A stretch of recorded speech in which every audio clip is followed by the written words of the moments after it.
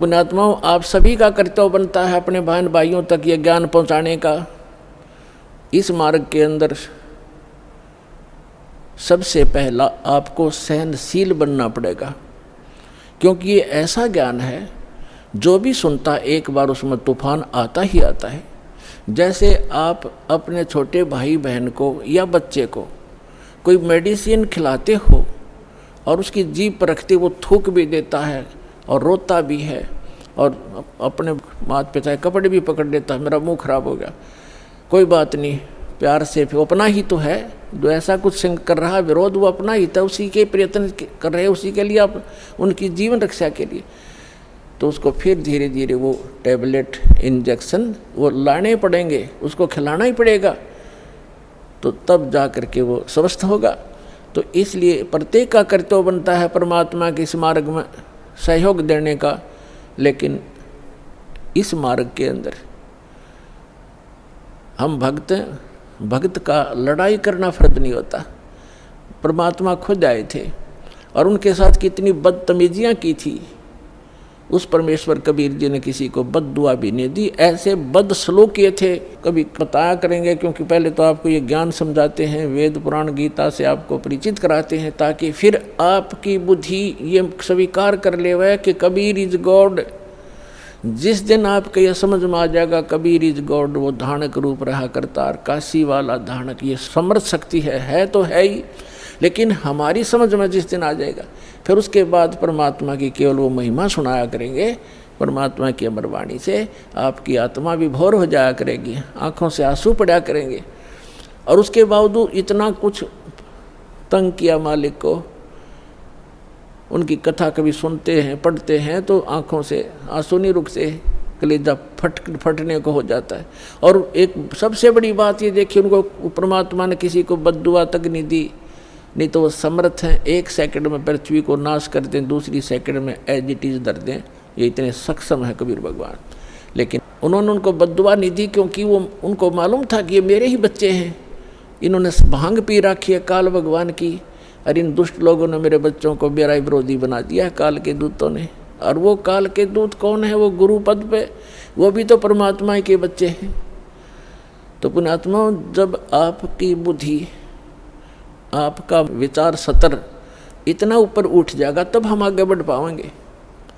ना तो रोज की किसी गेल मरले लड़के ये तो तैयार बैठे हैं। तो हमने अपने मिशन को सफल भी करना है, अपने आप को बचा के भी रखना है, और परमात्मा के ज्ञान को उसके बच्चों तक पहुंचाना है। कहते आत्म प्राण उद्धार ही ऐसा धर्म नहीं, और जीव का उद्धार करा दे इससे बड़ा कोई पुण्य नहीं है। देखो, पुण्य तो वो भी है जैसे पक्षियों को दाने डाल दिए, कोई गौशाला धर्मशाला बनवा दी, कोई कुआं खुदवा दिया हैं, कोई बाग बगीचे लगा दिए, कोई भंडारे कर दिए, वो तो अच्छी बात है, कर दिए। और जैसे आज तो आपने पक्षियों को दाने डाल दिए, और वो पक्षी अगले जन्म में बन गया सूअर, फिर क्या डालेंगे? आज तो हमने उस पशु के लिए गौशाला बनवा दी, गऊ है, और अगले जन्म में वो सूअर बन गई, सूअरी बन गई, फिर क्या क्या सेवा करेंगे इसकी? तो उसका एक तरीका बताया कि जो मानव शरीरधारी प्राणी है, इसमें उद्धार हो जाएगा इनका। इस परमात्मा की शरण माने से, कबीर भगवान की शरण माने से या सद्भक्ति करने से उस आत्मा का फिर उद्धार हो जाएगा। वो ना गधा बने, ना पशु बने, ना सूअर बने, और फिर सतलोक चली जाएगी। अब कितना झंझट मिट गया। अब कहते हैं सतगुरु के उपदेश का लाया एक विचार, जय सतगुरु मिलते नहीं ही जाते नरक द्वारे। नरक द्वार में दूत सब करते खेचा तान, उनसे कभू ना छूटता फिर फिरता चारों खान। चार खानी में भ्रमता कभू न लगता पार, सो फेरा सब मिट गया हमारे सतगुरु के उपकार।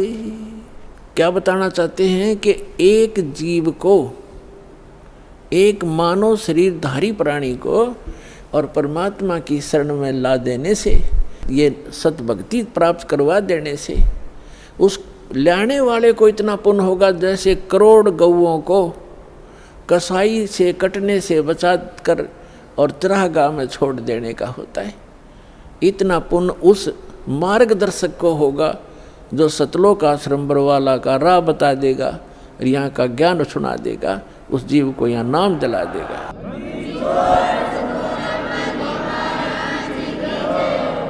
तो फिर उसके बाद कहते हैं उस भक्त का सारा बाईपास निकल गया, सतगुरु मिल गए, सतगुरु के उपदेश का लाया एक विचार, और जय सतगुरु मिलते नहीं हम जाते नरक द्वार। नरक द्वार में दूत सब फिर करते खेचा तान, उनसे कभू ना छूटता फिर फिरता चारों खान। चार खानी में भ्रमता और कभू न लगता पार, और 100 फेरा सब मिट गया मेरे सतगुरु के उपकार। ओए अब ना वो पशु बने, ना पक्षी बने, और ना कोई और नरक में जावे। तो कितना बाईपास निकाल दिया परमात्मा की कृपा से, उस सच्चे नाम से वो कितना बाईपास निकल गया। तो इस प्रकार कहते हैं आत्म प्राण उद्धार ही, ऐसा धर्म नहीं और इससे बड़ा कोई पुण्य नहीं प्राणी को। पुण्य तो और भी है, लेकिन अगर आप परोपकार करना चाहते हैं, आपके दिल में दया है प्राणियों के प्रति, तो मानव शरीरधारी प्राणी को मनुष्य जीवन प्राप्त करवा दे। बुरा वो भी नहीं है, जैसे एक पक्षी है, अपने घर पर दाने डाल दो, कुत्ता आता है रोटी डाल दो, अपने ही घर पर डालो, कहीं विशेष स्थानों पर मत भटको, ये व्यर्थ है। और अतिथि आता उसको भोजन करवा दो, कोई भी मांगने वाला आता उसको पैसा मत दो। कई भक्त कहते हैं ये तो फिर हमारे दिल में दया खत्म हो जाएगी यदि हम भिखारी को पैसा नहीं देंगे। परमात्मा कहते हैं दया का प्रयोग भी विधिवत करने से ही लाभ होगा, अन्यथा वो आपका भी भक्ति नाशक और दूसरे का भी हानिकारक, दूसरे को भी हानि कर देगा। जैसे एक धनी व्यक्ति ने दया भाव से एक भिखारी को 100 रुपये दे दिए।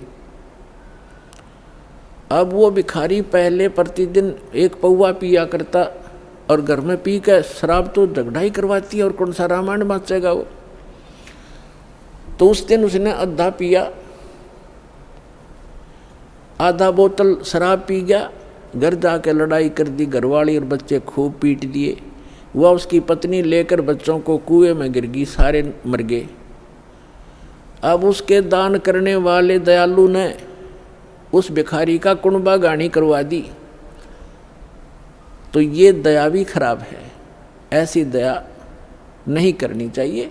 भिखारी को रोटी खिला दे, अगर भिखारी रोटी खा ले भाई, कपड़ा नहीं है तो कपड़ा सिलवा दे उसको, बिना सिलाया नहीं दो जाते बेचेगा और गुटी लाओगा। एक भक्त कह रहा था कि एक दिन मैं पार्क में घूमने चला गया और वहाँ 2 बाबा जी बैठे, नकली 2 या 3 जैसे थे वह। तो वो मांग मूंग के लाए, इकट्ठे पैसे कराया करते शाम ने। उस दिन उनके पास सारा कुल मिलाकर 20 से 25 रुपये बने। तो वो कहने लगे भाई इसमें तो कुछ भी ना आवे, एक का भी काम ना चले शराब पीने का। तो उन्होंने बोला भाई ठीक है तुम टाल कर दो, मैं अकेला पी लूँगा। वो ले के 1 बाज गया 25 रुपया ने। उसने अकेले ने काम चलाया उस दिन, कहा तुम्हारे लिए कल दे दूंगा फिर मैं इकट्ठे करके। तो बता, इन इसे दुष्टों को दान करके तुम अपना पुण्य चाहते हो, अपना कल्याण चाहते हो?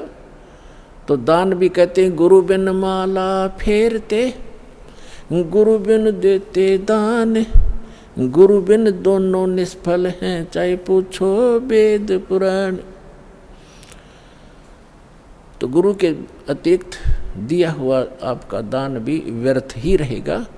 अगम निगम को खोज ले, बुद्धि विवेक विचार, उदय अस्त का राज मिले तो वे नाम बेगार। परमात्मा ने आपके ऊपर मेहर की है पुण्यात्माओं। मनुष्य शरीर ऐसे समय में अब परमात्मा ने बैन उठा रखा है कि जो भी सतनाम को और इस हारनाम को प्राप्त कर लेगा, आजीवन मर्यादा में रहेगा, गुरु वचन पर चलेगा, वो सभी सतलोक चले जाएंगे, जहाँ जाने के बाद साधक फिर लौटकर कभी संसार में नहीं आते।